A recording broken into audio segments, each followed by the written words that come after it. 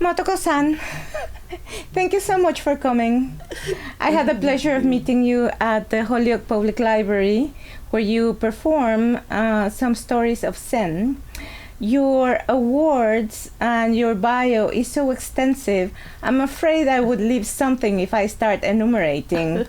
So I would let you speak for yourself about your career and what you're doing nowadays. Okay. I know that you came from Osaka for the first time in 1984.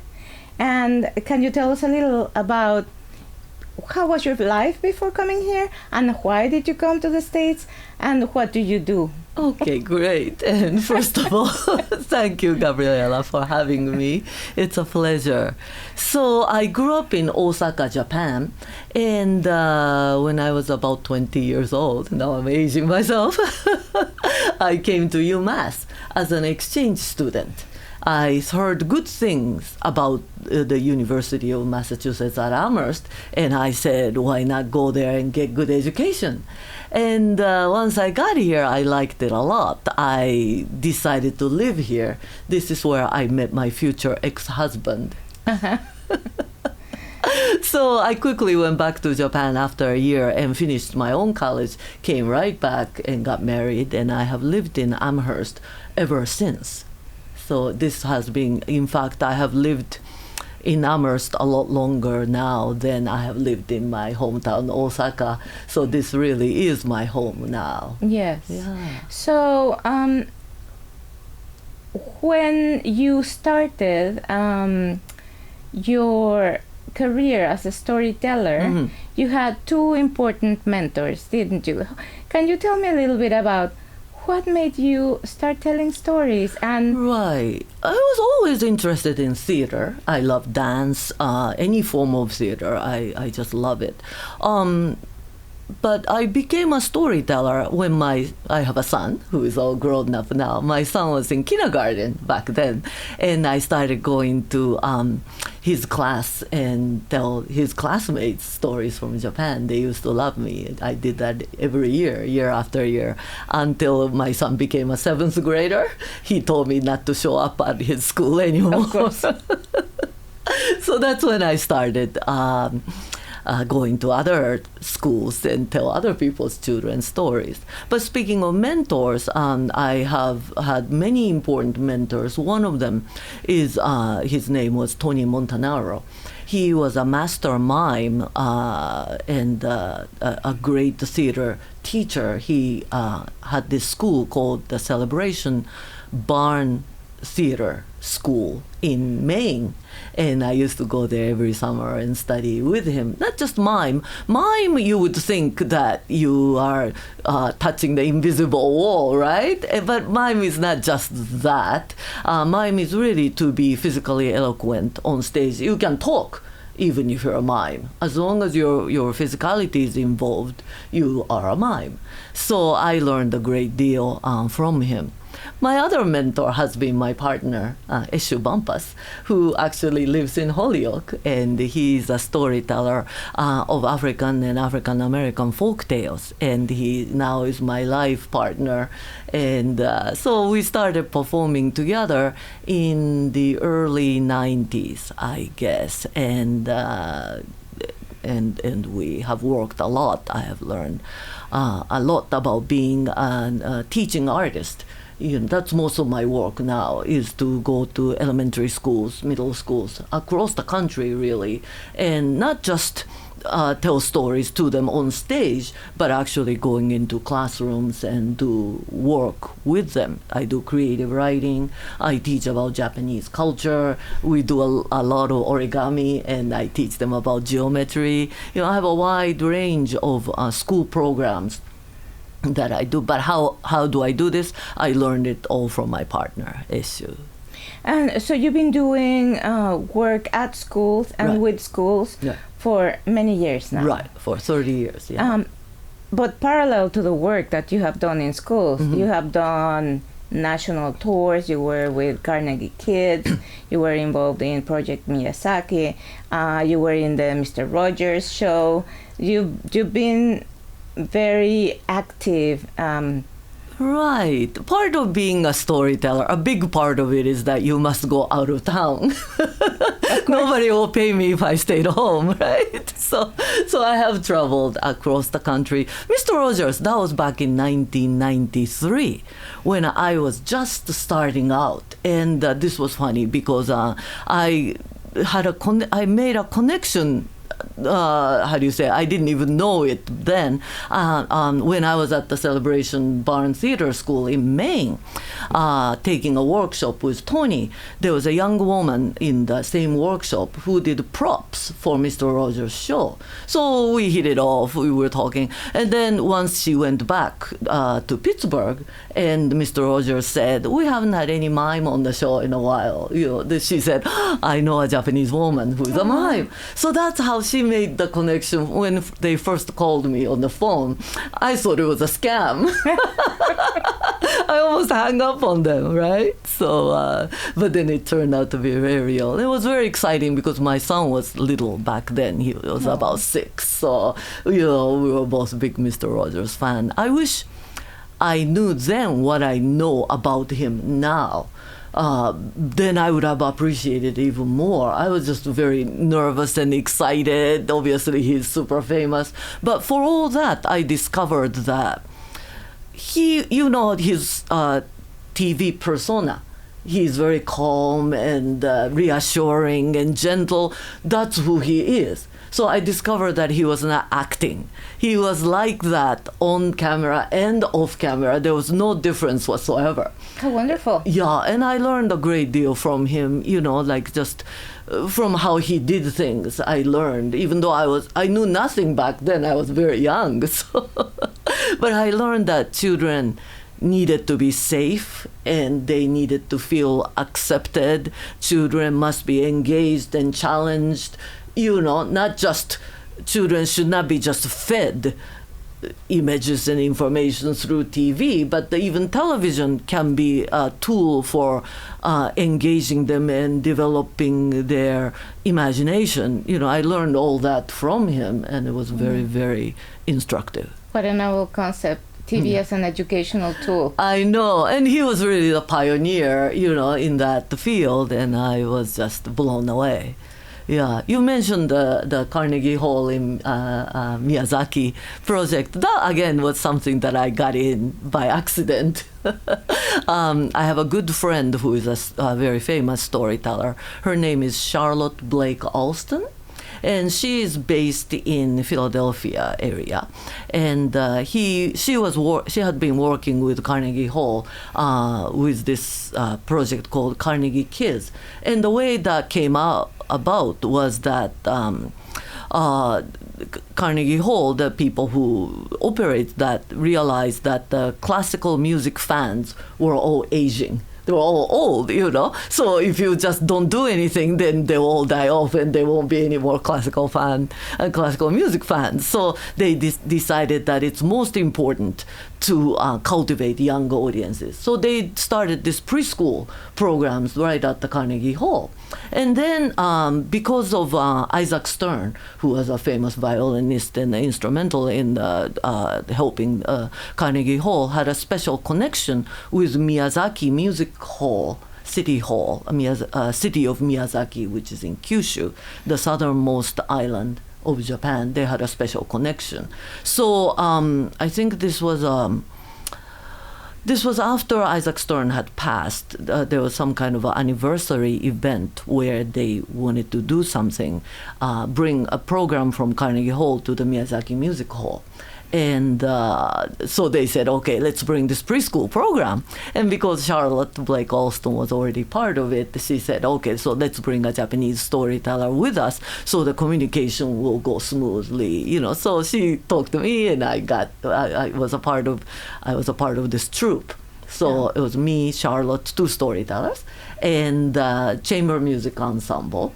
and then a shakuhachi player from New York City, and then they hired a pianist once we got there. So it was like a 10 people troupe, and we traveled around all over Miyazaki. We had a great time. I can only imagine. These are all like 4 and 5 years old, so everything was new to them. It was just wonderful. Another wonderful educational project. Right. So at the core, you are an educator. That's what you've been doing all these years. I like to think so. I realized that children learn by doing. They don't learn not just by watching and listening, but they have to be, like I said, engaged. And so that's what I really believe in. And so I work alongside the classroom teachers. They are my treasured and honored colleagues, to make their lives more interesting and fun is my mission, So, and especially since the pandemic, I see...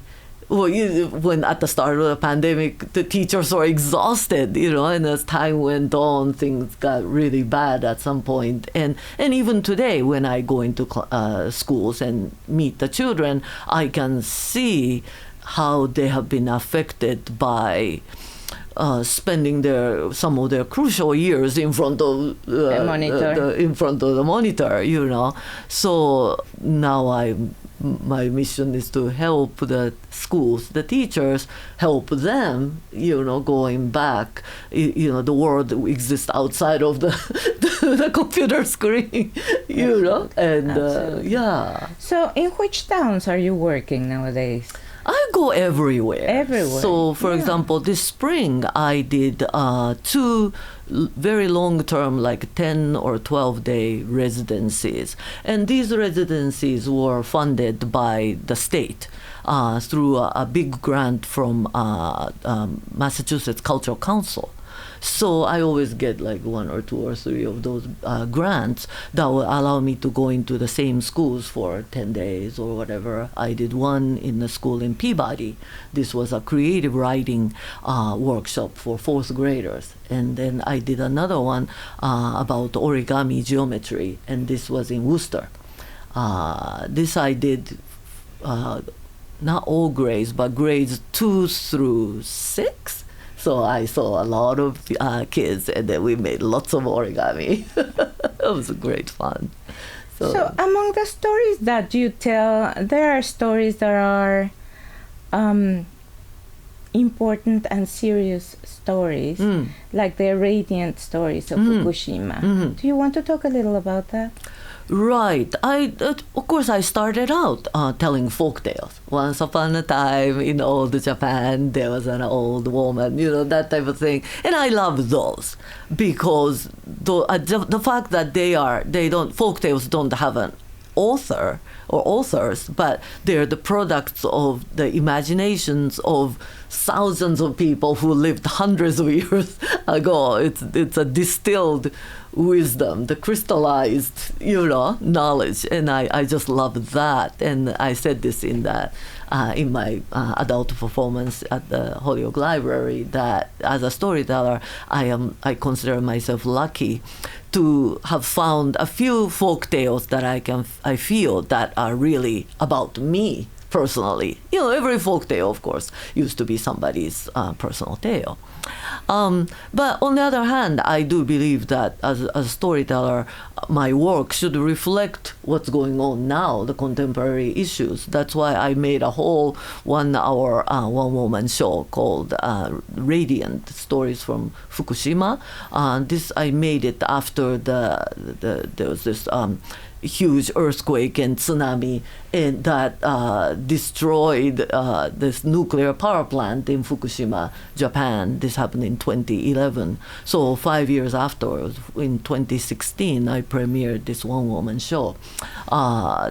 that focuses on people there. I focused on 3 mothers, a young mother with younger children, and then a little bit older mother with a teenage child, and also the children's grandmother, so from the 3 women's point of view, I tried to describe what it was like to have your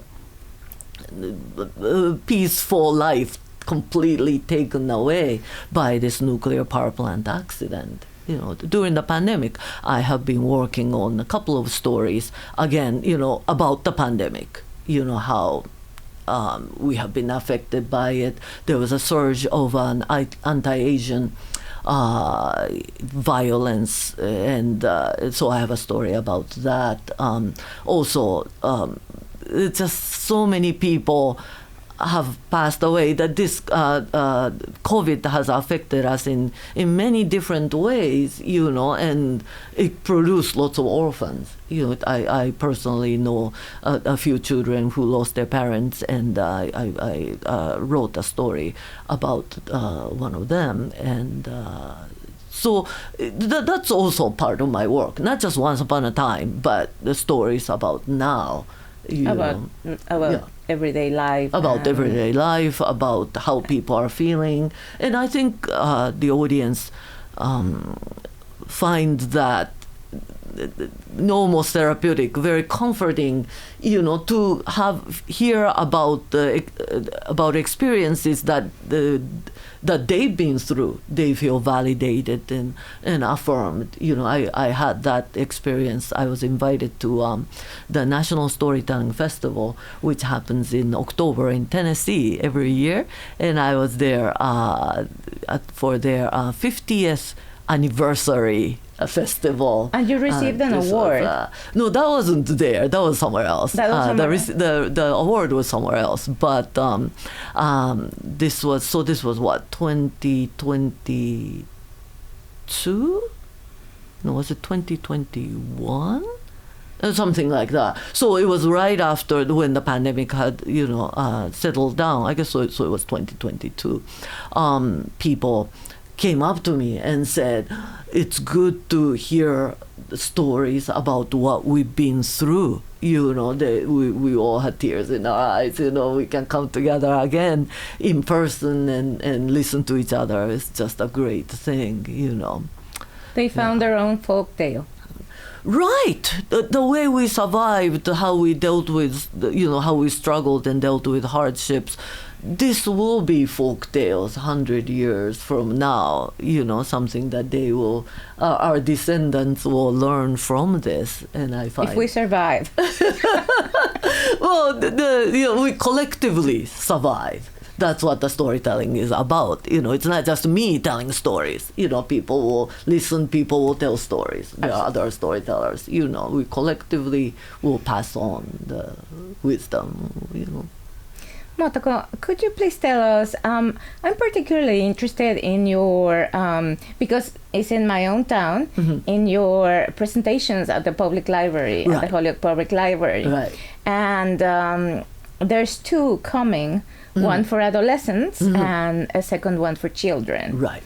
Can you talk a little bit about that? Right. So this was, again, my lucky day when I emailed Maria Pagan, who is the director of the Holyoke Public Library. I said, let us apply for a grant together so that I can bring my program to your library, because the local cultural council, the Holyoke Local Cultural Council, was offering the grant. So I said, I have a family program, teens program, and adult program. Which one would you like? And Maria said, let's do all of them.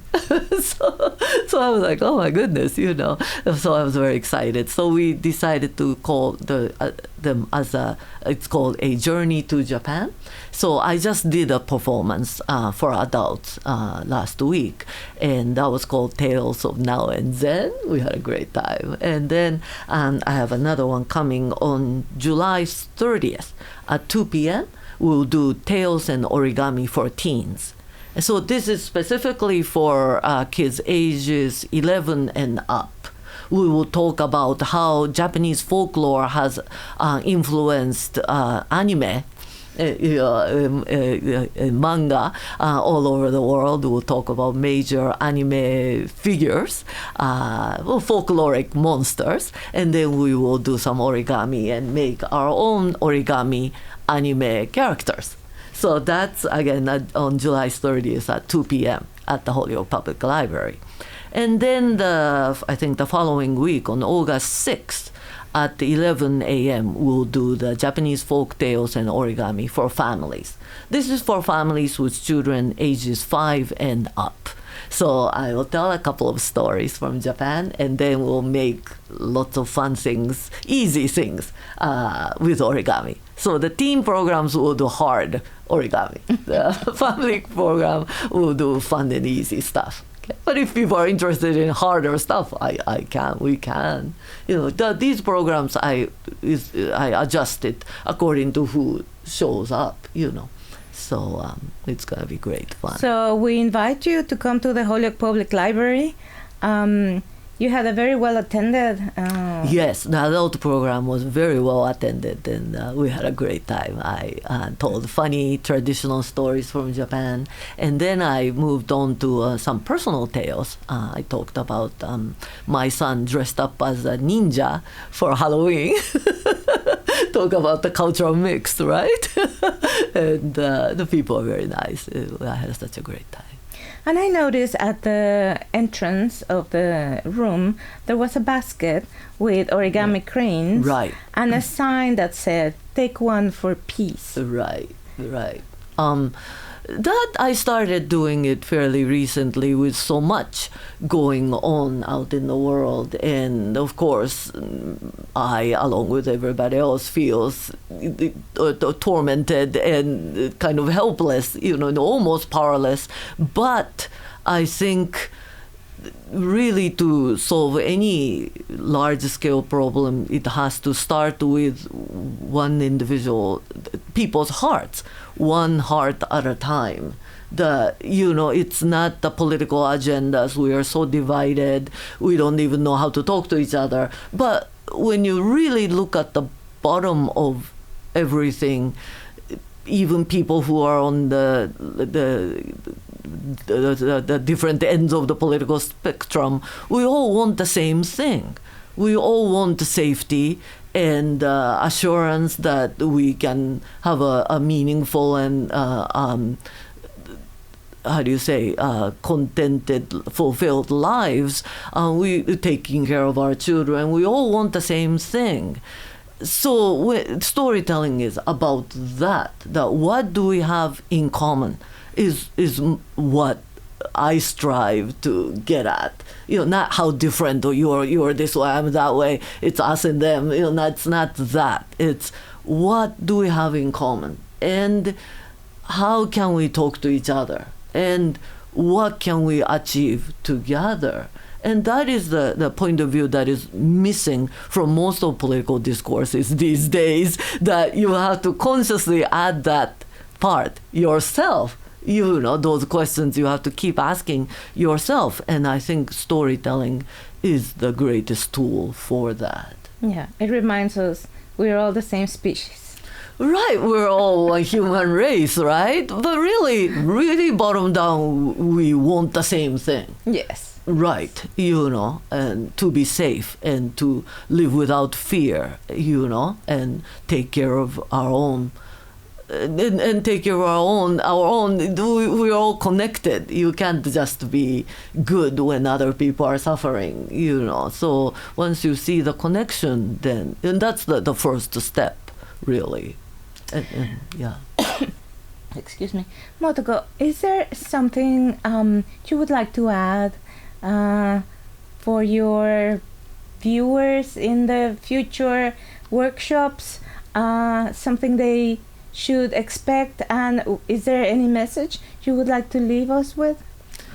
I guess my message would be, like I said, children and adults too, we learn by doing, not just by watching and listening. And that's the thing, this Zoom shows and YouTube and so much that has happened since the pandemic reduces us to just be viewers or listeners or consumers of somebody else's product. But the part of my mission, what I want to leave people with, is that each of us is a creative individual. We are capable of producing content. And that could mean, that could be just telling a story from your childhood to your grandchild, or it could be somebody making a little video about their own life stories. There are so much available now, not too expensively, you know, for us to produce something. And I really do encourage for those of us who think, oh my goodness, I could never do that, or no, that's not for me, I'm not creative. I want those people to get this message that our stories are worth telling, and we are all artists, and what we say or do makes a difference. So that's what I would like to leave. That is a very important and good message. Our stories matter, our voices matter. Right. So thank you so much for coming, Motoko-san. Thank you, Gabriela. It's been a pleasure. I look forward to going to the library. Great. I'll see you then. Please join me for those programs. All right. Thank you so much. Thank you, Gabriela. Oh, I didn't wait the 10 seconds, Johan. Yeah?